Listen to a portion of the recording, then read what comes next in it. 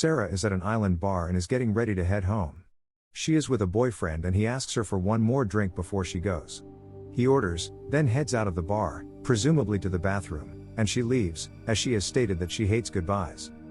Fast forward 1 year later in London, Sarah takes a cab to the airport to leave for a wedding.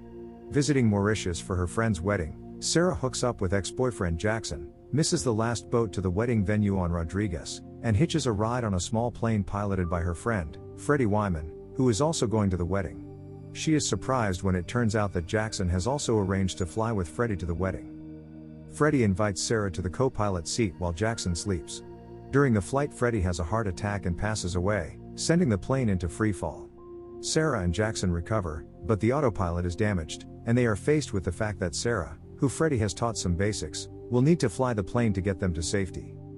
They manage to contact Samuel, a local air traffic controller, on the shortwave radio, and he attempts to guide them to safety, but they have to fly through a storm first. They manage to get through the storm but not before they damage their compass. The plane is also starting to lose fuel at an alarming rate. Jackson volunteers to climb out of the plane to try to patch a fuel line. While successful, he badly breaks his arm. The pair decides to shed weight, including the lifeless body of Freddie, to save fuel. Sarah realizes they have several bottles of rum that they can use as extra fuel, and she attempts to manually refuel the plane by climbing out the window. Jackson manages the repair of the fuel line, breaking his arm, almost falls to his death, but Sarah pulls him back into the plane. Sarah then must go outside the plane and pour Solomon's rocket fuel in for temporary refueling. They try to raise Samuel, but the radio is silent. As the plane runs out of fuel, they spot a small island and attempt to glide the stricken plane to the island. The plane crashes into the sea and flips.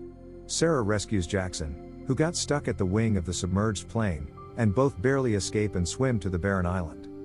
They make it to the island only to discover that it is just a sandbar that will shortly disappear as the tide rises. As the sandbar disappears, they stay afloat, but Jackson, sensing he is sure to die, offers Sarah his life vest. Sarah declines, telling him they are a team. Jackson professes his love for Sarah as they sense the end is near, but just then a fishing vessel that heard their radio transmission arrives to rescue them. Thank you for watching, but before leaving, please make sure that you click subscribe and turn on the notification so that you can enjoy watching more videos like this.